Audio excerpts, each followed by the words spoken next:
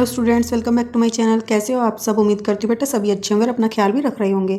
तो बेटा आज हम अपना 8th क्लास यानी कि अपर स्टेज के लिए जो बुक है योगा की, उसके फर्स्ट चैप्टर का 3rd वीडियो करने जा रहे हैं। ठीक है, तो जिसमें आज बेटा हमारा क्या टॉपिक रहेगा? कॉमन योगिक प्रैक्टिसेस, जिनमें से हम आज दो जो प्रैक्टिस हैं उनको कंप्लीट करेंगे, योगिक प्रैक्टिसेस को। ठीक है, और बेटा एक बात और बोलना चाहूँगी, जो जो आपको इम्पोर्टेंट लगे या जो भी मैं आपको इम्पोर्टेंट बताती हूँ इसमें से, या तो आप उनको बेटा अपनी नोटबुक में नोट डाउन करते जाओ या वहाँ से आप स्क्रीनशॉट ले सकते हो इसका। ठीक है, ताकि जब आप क्विज दोगे तो उस टाइम पर आपको फट से इनको प्रिपेयर करने में या रीड करने में आसानी हो। ठीक है, और कंप्लीट मैं क्यों पढ़ा रही हूँ बेटा? क्योंकि कंप्लीट अगर आप नहीं पढ़ोगे तो इसको इस तरीके से समझ सकते हो आप कि जैसे आपको कोई मूवी आपकी फेवरेट है, बहुत फेवरेट है, तब भी अगर आपको कोई मेन उसकी हेडिंग बता देगा या फिर आप ट्रेलर देख के तो रह नहीं सकते ना, या आपको सारी मूवी तो समझ नहीं आएगी। तो इसलिए बेटा अगर मैं क्वेश्चन इसमें से करवा दूंगी तो वो आप एक तरह से ये सोच सकते हो कि वो रटना हो जाएगा। ठीक है, जो कि आपको ज़्यादा दिन तक याद नहीं रहेंगे। और ये इस तरीके की चीज़ है, ये आपकी डेली लाइफ में भी काम आएगी और आपके क्विज में भी काम आएगी। ठीक है, तो आप इसको कंप्लीट पढ़ो और उसमें से इंपॉर्टेंट को अपने तरीके से इसको नोट डाउन कर सकते हो, या फिर जो मैं बताती हूँ उसको नोट डाउन कर सकते हो। ठीक है, तो वो आपको हेल्प करेगी। और ये बात आप नोटिस करना बेटा जरूर कि अगर आप कंप्लीट पढ़ते हो किसी चीज़ को, या कुछ भी आप कंप्लीट जो चीज़ करते हो लाइफ में, और फिर उसमें से अगर कोई पूछता है तो आप फट से बता देते हो। लेकिन अगर आपको कोई 2-4 बातें बताएगा और फिर आप तीसरे को बताओगे तो वो आपको याद नहीं रहने वाली हैं। ठीक है, इसी तरीके से बेटा क्विज में भी आपके साथ ऐसा ही होगा। अगर आप सिर्फ कहीं कहीं से उठाकर क्वेश्चन को पढ़ोगे तो इसको बेटा अच्छे से कंप्लीट पढ़ो, चाहे खुद से पढ़ लो। ठीक है, तो चलिए बेटा स्टार्ट करते हैं अपना आज का टॉपिक, जो कि क्या है? Common yogic practices. Common yogic practice. Yoga propound several practices such as yama, niyama, asana, प्राणायाम, प्रत्याहार, सत्कर्म, मुद्रा, बंद, धारणा, ध्यान यानी कि meditation. Here we will discuss those practices which are commonly used. तो बेटा योगा के अंदर ये सभी चीज़ें आती हैं योगिक प्रैक्टिस के अंदर। ठीक है, उनमें से हम कुछ को यहाँ पर डिस्कस करने वाले हैं। ठीक है, जिसमें से फर्स्ट क्या है? यम एंड नियम। तो ये क्या चीज़ है बेटा? These are the initial sets of principle that are concern with our conduct in personal and social life. तो बेटा जो यम और नियम हैं, ये प्रैक्टिसेस जो हैं, ये हमारी उन इनिशियल सेट्स या प्रिंसिपल सिद्धांतों से संबंध रखती हैं, जो कि क्या है? हमारी पर्सनल और सोशल लाइफ को चलाने में उनमें हेल्प करती है। ठीक है, these are related to the ethics and values. तो यानी कि बेटा हम मतलब हमारी पर्सनल लाइफ या सोशल लाइफ में हम किन चीज़ों पर आधारित होती है? हमारे मूल्यों पर, हमारे संस्कारों पर, या फिर हमारी मतलब कि कर्तव्यों पर। तो मूल्यों और नैतिकताओं, इन सभी पर ये आधारित होती है। ठीक है, उन्हीं से इसका संबंध होता है, जो कि क्या है? यम और नियम। ठीक है, इसमें यही पूछा जा सकता है क्वेश्चन कि यम और नियम जो है किससे रिलेटेड होते हैं। तो बेटा ये किससे रिलेटेड होते हैं? सेट्स ऑफ प्रिंसिपल वो क्या करते हैं? जो कि कंडक्ट करते हैं या हेल्पफुल होते हैं, या फिर रिलेटेड होते हैं किससे? पर्सनल और सोशल लाइफ से, और रिलेटेड होते हैं एथिक्स और वैल्यूज से। इस तरीके का क्वेश्चन बन सकता है। ठीक है, या फिर योगिक प्रैक्टिस के अंदर कौन कौन सी हैं, मतलब कि योगा, यम, नियम, प्राणायाम, ये सारी चीज़ें, कुछ भी ऐसा क्वेश्चन बन सकता है। ठीक है, अब नेक्स्ट क्या बेटा? आसन। तो आसन के बारे में पढ़ते हैं। द टर्म आसन means sitting in a particular posture. तो बेटा ये भी एक क्वेश्चन बन सकता है कि आसन जो होता है उसका मतलब क्या होता है? तो आसन का मतलब होता है sitting in a particular posture, या किसी एक विशेष पोजिशन में या स्थिति में बैठना। ठीक है, विच इज कंफर्टेबल, और जो कि क्या हो? आरामदेह हो, and which could be maintain steadily for a long time, और जिसको हम काफ़ी समय तक स्थिरता के साथ, स्टेडली माने स्थिरता के साथ, यानी कि बिना हिले डुले उसको मेंटेन कर सके, आरामदेह यानी कि फिर कंफर्टेबल तरीके से। ये ना हो कि हम उसमें परेशान हो रहे हैं, पोजीशन तो हमने ले ली लेकिन हम हिले जा रहे हैं, तो वो नहीं, वो वाली जिसमें हम कंफर्टेबल बैठ सके और उसको मेंटेन कर सके काफ़ी समय तक। ठीक है, आसन गिव स्टेबिलिटी एंड कंफर्ट। और आसन क्या करते हैं बेटा? स्टेबिलिटी लाते हैं, यानी स्थिरता लाते हैं, और कंफर्टेबल यानी कि आराम भी देते हैं हमें, both at physical and mental level. तो दोनों ही लेवल पर हमें ये आराम देते हैं। ठीक है, अब आसन को करने के लिए बेटा कुछ गाइडलाइंस है। ठीक है, तो generally the asanas are practised in the sequence of standing, sitting, prone lying और स्पाइन लाइन पोजिशन। ठीक है, तो बेटा इसमें क्या बोल रहे हैं? जो आसन्स होते हैं वो प्रैक्टाइज यानी कि उनका अभ्यास किया जाता है एक क्रम में, जैसे कि खड़े होकर, बैठकर, या फिर प्रोन लाइन यानी कि बेटा कि पेट के बल लेटकर, फिर स्पाइन लाइन यानी कि कमर के बल लेटकर। इस तरीके की स्थिति में इनका अभ्यास किया जाता है। ठीक है, though there is other version which follow different sequence, और इसके अलावा कुछ और भी हो सकते हैं फॉलो। ठीक है, तो तुम देखते होंगे कोई भी आसन करते हो तो तुम ये चारों चीज़ें करते हो, कई कई बार बैठते हो उसमें, फिर लेटते भी हो, कई बार अपने मतलब लेग्स हैं, हैंड्स है, उधर उधर लेके जाते हैं, तो ये सारी चीज़ें किस में आती है, आसन के अंदर। ओके, अब नेक्स्ट क्या है बेटा, asana must not be practice in haste और by applying any sort of undue force.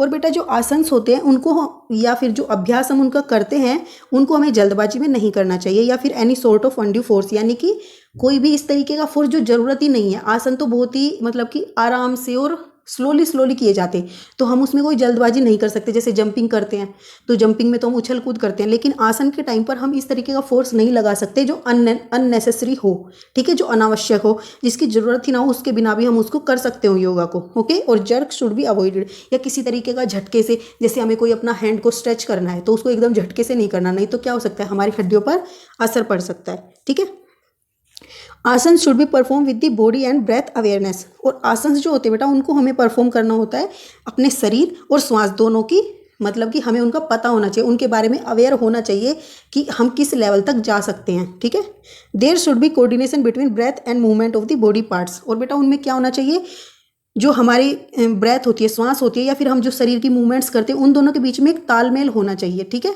ये नहीं कि हमारा सांस बीच में छूटा जा रहा है और हम प्रैक्टिस किए जा रहे, नहीं, उनमें एक समन्वय होना चाहिए कि कब हमें सांस को छोड़ना है और कितनी देर तक छोड़ना है, कब लेना है। ठीक है, इसमें एक समन्वय होना चाहिए। As a general rule, inhale while raising any part of the body and exhale while bending down.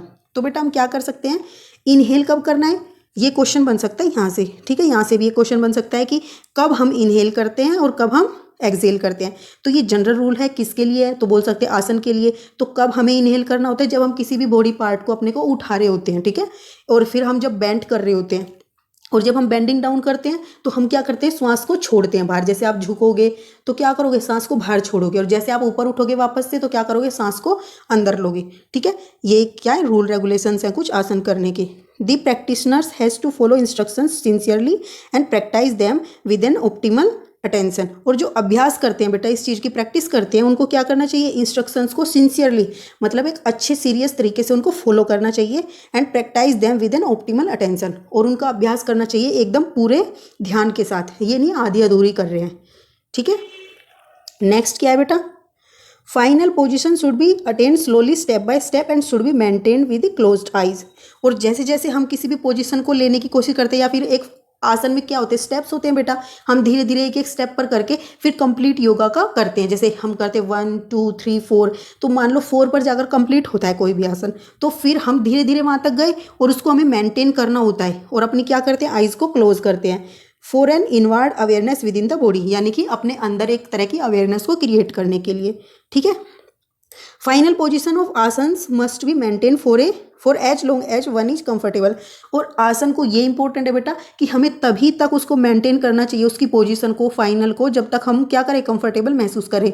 कई बार क्या होता है, जब हम स्टार्टिंग में करते हैं और जो दूसरा काफ़ी समय से कर रहा है तो वो उसको 20 मिनट मतलब कि 20 सेकंड तक कर सकता है, और हम उसको मतलब कि 5 सेकंड तक भी नहीं कर पाते, हमारे हाथ पैर कांपने लगते हैं। तो हमें उसको छोड़ देना चाहिए जब हमारे हाथ पैर कांपे, क्योंकि हमें उसकी अभी प्रैक्टिस नहीं हुई है। ठीक है, नेक्स्ट क्या है बेटा, one should maintain the final posture according to one's own limitations. और सभी को, जैसे कोई, हर किसी की बेटा जो बॉडी की कैपेसिटी होती है वो अलग होती है, तो सभी को अपने अकॉर्डिंग जो उसकी बॉडी बोलती है या जितनी उसकी कैपेसिटी, उसके अकॉर्डिंग उसको मेंटेन करना चाहिए किसी भी फाइनल पोस्चर को। ठीक है, धीरे धीरे वो भी उस पोजीशन पर जा सकता है, पर टाइम के साथ। ठीक है, should not go beyond one's capacity, और अपनी कैपेसिटी के बाहर नहीं जाना चाहिए।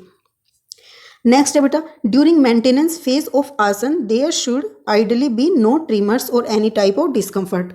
और बेटा जब हम मेंटेन करते हैं फेस, यानी कि आसन का जो पोस्चर होता है, उस टाइम पर कोई भी ट्रिमर नहीं होना चाहिए, यानी कि कंपन नहीं होनी चाहिए, वाइब्रेशन नहीं होनी चाहिए। जैसे हम कोई बॉडी पोस्चर है, अपने क्या करते हैं, नीज को बेंड करें और हैंड्स को आगे करें, जैसे कि ये है। ठीक है, तो उस टाइम पे तुम देखोगे कुछ देर बाद हमारे हाथ पैर कांपने लगेंगे। ठीक है, तो हमें उस पोजीशन पे नहीं करना है फिर। ठीक है, तो हमें कोई भी कंपन नहीं होनी चाहिए और किसी भी तरीके का डिस्कम्फर्ट महसूस नहीं होना चाहिए उस समय तक के लिए हमें कोई भी आसन को करना है। ठीक है, and utmost care must be taken in increasing the time for maintaining the asanas.